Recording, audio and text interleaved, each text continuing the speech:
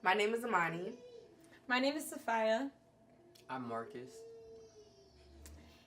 And we're here to talk about our review of the year in Uhuru and doing our community research. My name is Dr. Brian Lazensky. I'm an assistant professor at McAllister College in the Education Studies Department. I'm also affiliated here at the Network for the Development of Children of African Descent. I am one of the co-founders of the Uhuru Youth Scholars Program.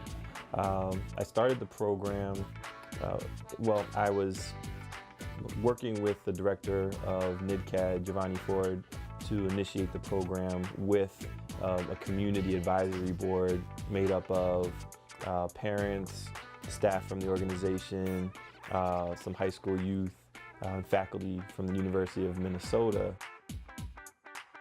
We decided to make this documentary to focus on the previous year because it was such an impactful year, and the work that the youth did, I think, was really indicative of a program that's starting to kind of find its identity and come into its own. We believe that youth of color, should be doing research on youth of color, that we should be doing our own research so we don't have interpretations of our information, our sacred stories in our community. So Uhuru is one of the fairly new programs that we offer here at NIDCAD, and it's designed for high school students of African descent. And in that course, students engage in a research framework known as CPAR, which stands for Critical Participatory Action Research. And basically what that means is students are doing the research on themselves. Usually people of African descent, and particularly our youth, are researched on by folks who come from different communities and different ethnic backgrounds. And so the power of this program is that the youth get to identify their own research questions and conduct their own research and inform themselves on their own positions and issues that face our community. And we do it using an African knowledge system, also known as the Dogon system. And that is just kind of our way of connecting the youth with some intellect that has been produced by our people, by our ancestors. And for doing this work over the course of one school year, the students get college credits. One of the projects that we had that was part of their bigger research was going to a hair salon, and the hair salon's name was Blessings, and we conducted interviews on family, about black families and how they portrayed in media. Is what we see on TV that extreme of every person? Like, do we have every stereotype they place to show us on TV? I think no. In the beginning of the discussion, we just got done watching Empire. So we talked about Empire like as an example of how black people, as a big TV show, like during this time period, are perceived as on the media. So we were talking about that show like as an example. Empire goes to say, yeah, you saw this on TV. Yeah, they told you in the beginning all it was glitz and glam and whatever. But do you know what's going on behind these scenes? Do you know what is these people really going? Yeah, they all going for power, because that's what they all going for. But how are they going for power? Why are they going for the power? And what problems do they have when they go for power? It shows that there's consequences to every action that you take. Mm-hmm. You might get away with something today, but it will haunt you tomorrow. We highlighted how powerful media can be used in in reflecting on ourselves. So if this is something we see like being one of very few black shows on TV, and it's a broken down family, all the time we can reflect on how we perceive ourselves. My only issue with Empire as a show is that there's a range of our experience as black people that's not portrayed in that platform of media. Now, if it was Empire, and then we had something like, I know I'm gonna date myself to sound corny, but the Cosby Show. I remember them talking about the Cosby family as being a family to watch as a role model, and then compared to now, going from the Cosbys to Empire, of being which one's the best role model for our black families. The Cosby Show is great for black people to see, but it's unrealistic for some people, and even that can mess with some of the youth that's out here. I'm coming out of the Lion family, and the Cosbys is who I want to be. My family's no way good enough. The way they reacted to Empire was they were kind of like, oh, I like the show, it's funny, it has drama, and then until we started having a discussion of what the negative viewpoints of, like it was a broken family, and then we were talking about how nowadays it's a broken family, and their viewpoints kind of shifted to where they needed to fix their home, or where they feel like the community, like where the show shows like the pain of the community and like the outcomes of what happens when a family isn't complete. So their views of the show ended up changing from like it's a lot of drama to where it's a necessity that needs to change within the Black community. Going into it, I thought me and Marcus were kind of just gonna sit there and talk and be like, yeah, we're some kids doing, research, and they're gonna have us like tell them some facts about something, and like, like maybe not be as open to having a conversation. That what I got out of it is I just really love the sacred space that we built amongst each other. I think what it brought to the group was, well, first off, it was one of the first, I guess, discussions that we facilitated as like youth working with Uhuru. So that was really cool. And then it was also cool to bring the footage back and let us watch it, the people that weren't a part of the discussion, and like let us see like kind of how like a discussion is supposed to be facilitated. So it gave us like, something to work towards, or something to be like, okay, we can do that. During our session with Central, we showed a video clip of a partial clip of an interview of a 4-year-old, and what they showed in the media and what they put out was the 4-year-old talking about him having guns. And kids on the street as young as 4 were there to see it all unfold, and had a disturbing reaction. No, I'm not scared of nothing. When you get older, you gonna stay away from all these guns? No. No? No. What do you want to do when you get older? I'm gonna have me a gun. That is very scary indeed. So far, no. He wanted to have, the real answer was, yes, he wants to have guns to protect the people around in his community. When you get older, you gonna stay away from all these guns? No. No? No. What do you want to do when you get older? I'm gonna have me a gun. You are? Why you want to do that? You know what you have to do? I'm gonna be the police. Okay, well then you can have one.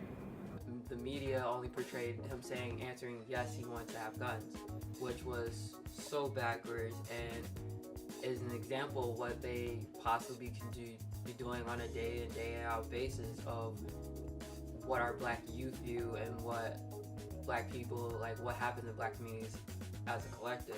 I think they just want to keep people in a cage, like their mindset in a cage. They want them to think like all those stereotypes about Black people. They want people to keep thinking that so they can keep, like, I guess their power, like, stable, like the way they want things to go.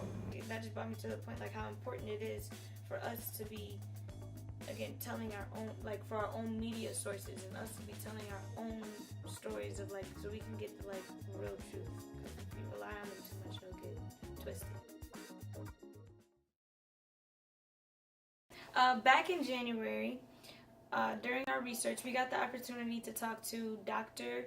Brittany Lewis, and she taught us about, she talked to us about some things that were new to me, such as Sarah Bartman, because our research question in different groups was the perception of beauty. So she was telling us about the perception of beauty in media and like the history behind it, and one of the examples she brought up was Sarah Bartman. How is the history of the African American women and how they perceive beauty related? Okay. They're directly related. I'm not sure if you heard of a woman named Sarah Bartman, but in like the quick version of that narrative is you have former African women taken to Europe by European explorers and put on as a circus freak. Okay? And she was put on as a circus freak because of her large buttocks, right? Because her shape and her bodily image didn't look like a Victorian white woman. image. And for a very long time, she was a part of the circus in Europe. What I got out of having that discussion with her is I didn't know that the hypersexualization of black women went so far back. And when she taught me about, so I'd never heard of Sarah Bartman, so we did more research about it, and the fact that she was put in a zoo and people were looking at her as if she wasn't a human is kind of something that they do today still in the media, just a little hidden, you know, and with like magazines and certain TV shows and stuff like that, and these stereotypes that they put in music videos that basically hypersexualizing black women as if they're not I don't know what the word to look for, as if they're not real people. Yeah, like with minds. Yeah, with minds, and like more than just their body. Last year what we did is we went out into the community and we interviewed people at different stores or like at restaurants or just outside walking on the street, and just to get their perspectives about like beauty. So what is your perception of beauty? What do you see as beautiful? It's a general question for both of y'all. Someone who has confidence and embraces their race, I would say. Or I would like to say it depends on your inside, who you really truly are, and what you bring to the table. What else do you think? Probably also what other people see as flaws, you see them as like your perfections, and if you like enhance those flaws that people say you have, then I think that makes you even more beautiful. Right, that's a good one. And the way you treat and respect yourself. Because a lot of people nowadays don't respect how they present themselves. So that proves a lot to yourself and everybody that's watching you. I feel like that's beautiful. If you taking care of yourself, that's nice, you know? Yeah. So some of the things that we discussed within the interview was the man's role in deconstructing the myth of what beauty is. The men's role in the media, they should just not so picky or whatever. Just worry about what everybody see on TV. Because I mean, the people that's watching them, we still beautiful. Like it's a lot.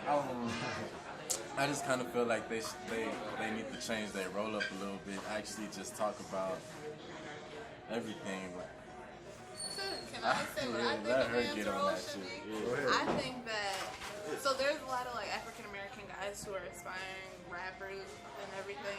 I think that they should try to, in their music videos, they should not only put light-skinned girls in the music videos, but have some like darker girls in there and enhance their beauty, because they're sending out a message to kids that, oh, if you're yellow, what do you call them, red bone, whatever, if you're light with some hazel eyes, then you're pretty, but if you're darker, you're not gonna be in our music video. You or ain't even nothing. Those chicks with little butts or like little physical features. It's a butt. Like, so what? Because everybody trying to get butt implants and all this plastic surgery, but I mean they don't need to be doing all that. And I feel like the media nowadays, they got all these young generations got them thinking like that's the only way to become beautiful. If you go to surgery and get some more buttocks and breast implants, but I just feel just do you. You're gonna get noticed. Just try to embrace what you can bring to the table. Yeah, you're gonna get noticed. They gonna see how beautiful everybody else is, you know, instead of what you see on TV all the time. I think that kind of helped us to get just like more than one story and not just our own story. I was gonna say also, I remember us walking into Sally's in a predominantly black neighborhood in Midway and noticing how like all these posters they had was like, you know, white women, you know, like posing with, you know, blonde hair and things like, you know, basically like when you go into a beauty supply store, you know, of what's in all these magazines they had like one black hair magazine and it was a woman with like blonde hair and all other stuff. So I was just saying like this, I don't know, I can't, I remember I was going somewhere with that, but were you talking about like the images that we see? And when you go into a beauty supply store, we're predominantly like full of women of color that probably go into that store with a bunch of like white images of what beautiful is. Well, it was kind of interesting to me because some of like the natural, they had like a little section, like literally like a little section for like some natural, for like some natural, like, you know, hair for us people of color in the store.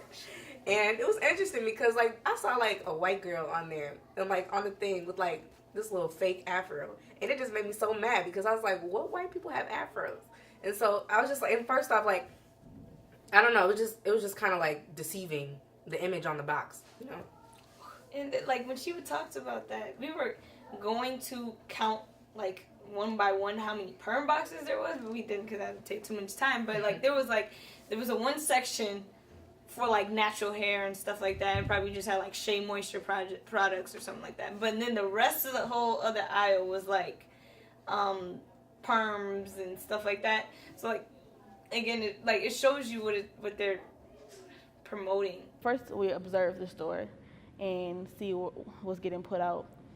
Things like straight hair or blue eyes, or if it was a curl, it was like instead a wave instead of a kink, just showing like that the raw black hair is not valuable, or dark skin, there was not that many dark skin complexions like that were being advertised on the signs and things like that. So we asked the lady, so is there any African American hair products? And it was really influential to me because she said, yeah, here's the black aisle. And to see that like people actually like, that's a thing, like you have like one black aisle and like that's what it's called, a black aisle. And within the whole store, like you're not accepted, but you can just go into this one aisle, just like in history, like we can only go into this one seat. It was just like, this is real, like seeing it not just in my history book, but seeing it in real life. One question we had was about just like how does media's perspective of beauty affect our or their perspective of beauty? How do you feel about the way media sets up how a woman is supposed to look, like the perception of beauty in magazines and TV? How do you feel about that? I don't think it's right because everybody, like I said, bigger women are beautiful in their own ways. Skinny, not really skinny, but you know, everybody should have a little meat on them. That's how I feel. I mean, I think everybody, and you can always talk to my other girls that work here too. I think everybody's beautiful in their own way, especially it's all in the attitude, how you carry yourself, your personality. That's all beautiful. Okay. Interviewing her specifically, you could tell like she was really on the defense. Like, so she was trying to give you like the most like not really generic answer, so she didn't have to have like her name like, oh, I said that. I don't know. It didn't seem real to me. It seemed like she was just like saying, not everybody. We kept trying to ask people like, what do you think is beautiful? And everyone's beautiful. Like, but like, what do you think? Everyone is beautiful, but she was like, I don't know. It kind of taught us like how to construct our like questions better, because obviously like if you come in like asking like a question in a specific way, like that person's gonna know what kind of answer you're looking for, so she's gonna kind of, you know, fix her words to come out like in a way that makes her look good, you know, makes her say what she thinks that we want to hear. During one of our interviews, we had the pleasure of interviewing Mr. Muhammad and Tasha, and it got pretty interesting due to the fact that we talked about their personal views of the youth, and they kind of were talking about our potential, but where we're misplacing it, and how we're not living up to where we could be. Number one, that's what everybody's going for. They're looking for the Facebook fame, and they're looking for the YouTube fame. You know what I'm saying? Like, I just recently seen a girl get stoned by about 10 girls. Nobody stopped it. Nobody. But everybody recorded it. Back in my days, we finna break that up. Back in my days, you ain't even finna jump. You know what I'm saying? If you got a beef with somebody, it's one-on-one. You're gonna do that. And all this guns. Well, yeah. And I know, actually, you know, also highlighting the positives of embracing the youth too, and then also embracing having family. I demonstrate what's important to my children, to their friends, and try to make that perspective available or make myself available to the youth for them to be able to tap into me if they need a different channel on something else to listen to and watch, and I can point them in the direction of the people who've got it myself. We talked about, like, you know, trying to prevent having media from raising the, you know, our children, like the youth. So, like, you know, especially being a generation where media, like, is like part of like the whole culture of our generation. Like, you know, is it being too overbearing and stopping family, actually, like, human family connection? Yeah. I remember when TV went off. Mm-hmm. Now it's media 24/7. Like, anytime you want to be entertained, you can be entertained. And I think we've lost track of being able to establish quiet time and the benefit of it. We also had a discussion on how, like, our generation has used media as a positive thing. Like, now that I think about it, a lot of the times where, like, big influential cases of police brutality has always came from, like, a youth or someone with a phone in their hand. So it kind of was like, it has its purposes, but it also has things that harm us. So my involvement in Uhuru is I'm a co-facilitator. Myself and Dr. Brian Lazinski facilitate the course. And so we pretty much are here to introduce the youth to this framework, this way of identifying themselves as scholars, as researchers, as thinkers. They have presented at a couple of national conferences. One of them is called Allied Media Conference, which takes place annually in Detroit. That conference is designed to get a bunch of different groups around the country together who use media to educate, to uplift, to create solidarity, to teach, and things like that. And so the students have presented their work there. The AMC event was a conference in Michigan that we have to go to. We were invited to do a presentation of sort of what we do in our research, and we decided to give a presentation on safe spaces. And safe spaces were basically about how to collectively keep sacred stories within the community, and how important that is to have an inner viewpoint from, like, yourself to kind of give back to the community, and, like, for the community to give back to you and respect you as a person, and, like, how your personal story has affected your lifestyle, other people's lifestyle. Like, it's important. Now this family continues to deny us of our education, history, and create chaos. When you look at me, what is it that you see? I see a young girl that has the potential to graduate with a doctor's degree. See, don't you see these things? You don't see these things because you don't know me. I'm from generations and generations of people breaking their backs and dying so that I would be able to have these opportunities that I have today. It feels kind of helpless when for years and years you are trying to put your words out into the world and to stop crying. For such a long time we have been buying into this overlying system meant to oppress the people already crying. The purpose of our workshop that we prepared for the Detroit trip was about keeping community stories sacred and showing different art forms of, like, through, like, spoken word, through hip hop, and through R&B, of different artists who say their sacred stories about the community through an art form. So that was the purpose of our whole workshop.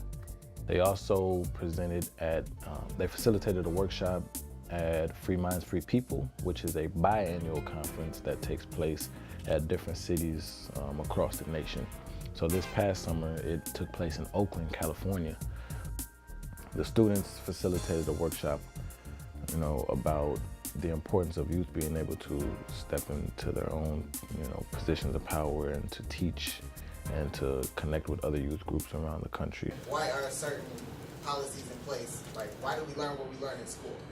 So we decided to try to figure that out and see what students thought about it. So in doing this, we interviewed one person in particular. He said something that stood out to us. Jonathan Hamilton. He said that it's not a educational gap or achievement gap. It's an educational debt, because, like, again, what we heard about, we weren't even close to being treated with equality, and equality is not what we needed to be treated with anyway. We needed equity. It was just a liberating conference, just liberating like different people from different parts of oppression. A lot of people of color, a lot of natives there. So it was just liberating your mind, soul, and body type of conference. It was kind of interesting just to like network with people that were doing the same kind of work and research, and also network with people our age that were coming to the conference just to observe, and them coming to us and telling us, like, this is kind of the stuff that we've been wondering, but we haven't had, like, the access to the tools that you guys have had to actually do the research. I was going to say also, and Free Minds, Free People, something that we highlighted was our partnership in working with Jóvenes con Derechos. So our workshop was about, again, like, how can we connect as different groups. So we just gave them, I remember going there and giving them a presentation of what Uhuru does and a presentation of what Jóvenes con Derechos does, and how we connected to do different projects. So, and then how that's a form of networking. So the importance of that connection. I'm talking about that for the Free Minds, Free People.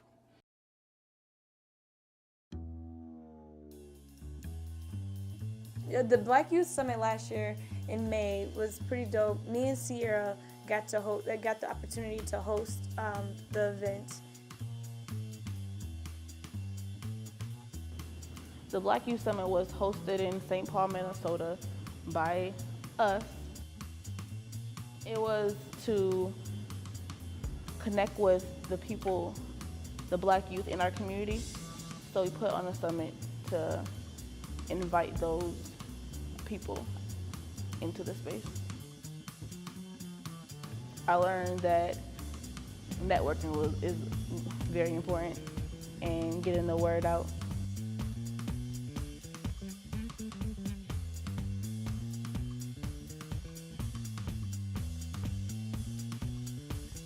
The Black Youth Summit was the first time that we decided to do it on our own. It was very important to us just because we wanted to get the youth to know a little about their history, their culture, the different things that we at Uhuru offer, also to have fun and kind of explore like the wonders of our culture.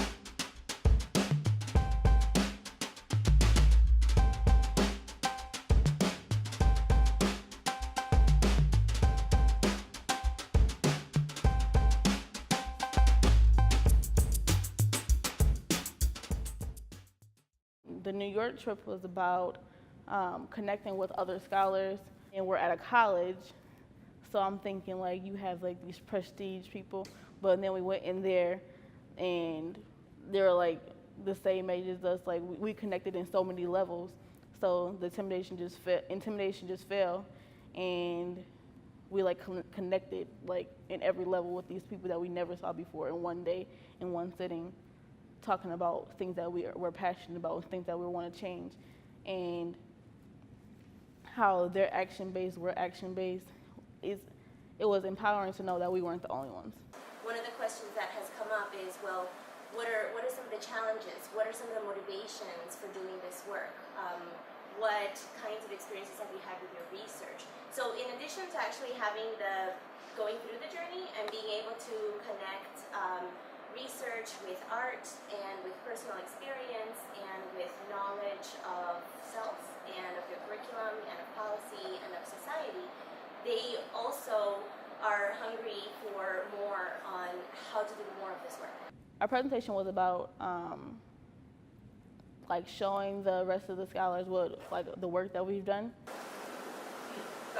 We also focused just on how television, TV shows, magazines, and different things just project this standard that they put us up to, where we kind of feel like we need to look a certain way or be a certain skin tone.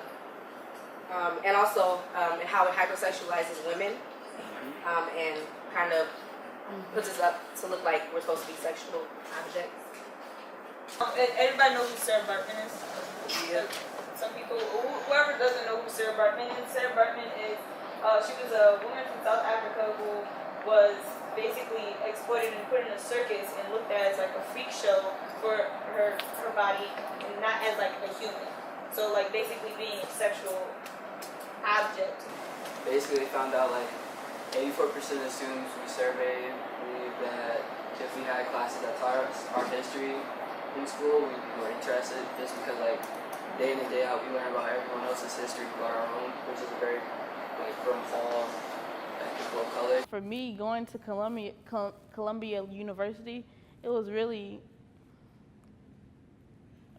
cool, like that I can be in a college talking about these things that I'm interested in with people that with people that are interested in the same things at this university, like, and then comparing that to my school, like I can go to a university and talk about all these cool things, and then at my school, like, they're not accepted. So like it's something like to strive for, like something to look forward to. Like when I get out of high school, I don't always have to be hush about the things that I care about.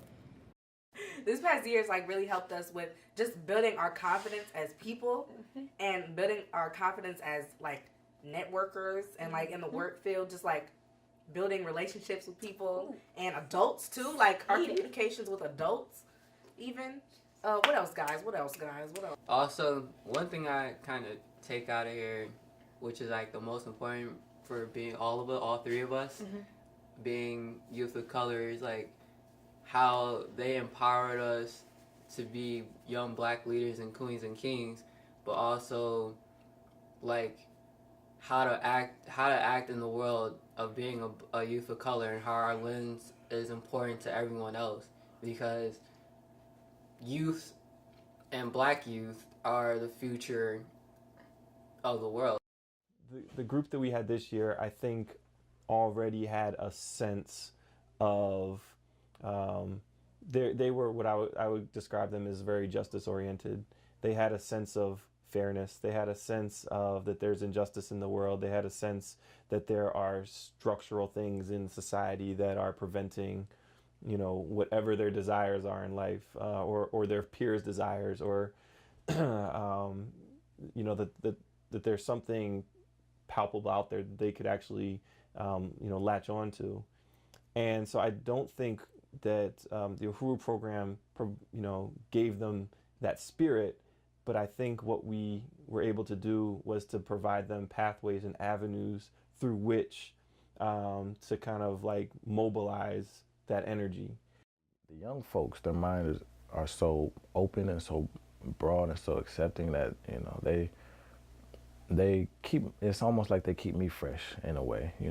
Sometimes as adults, we kind of get stuck in our ways of thinking, and young people have this incredible imagination and just optimistic outlook on life, and so and they have an energy as well that just like keeps you moving and keeps you looking forward and letting you know that anything is possible. They don't look at anything as impossible, and so being able to help them tap into that and use it in a way that can be of benefit to them and their futures is rewarding to me.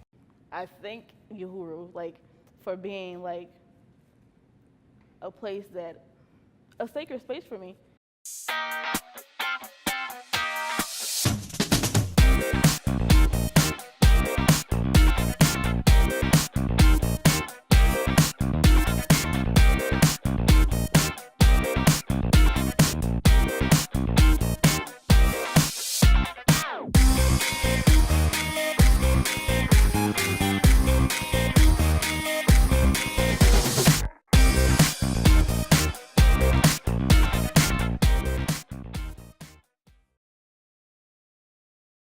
I'm gonna live the life I sing about in my song.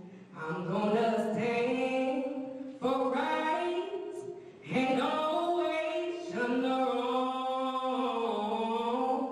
If I'm in a crowd, if I'm alone, on the street or in my home, I'm gonna live the life I sing about in my song. Every day, every way, yeah. On a busy thoroughfare, folks may watch me, some may spot me, say I'm foolish,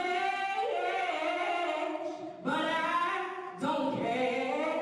I can't sing one thing, then live another, be saved by day, and the devil undercover. I'm gonna live the life I sing about in my song. I'm gonna live the life I sing about in my song. I'm gonna stand for right and always shun the wrong.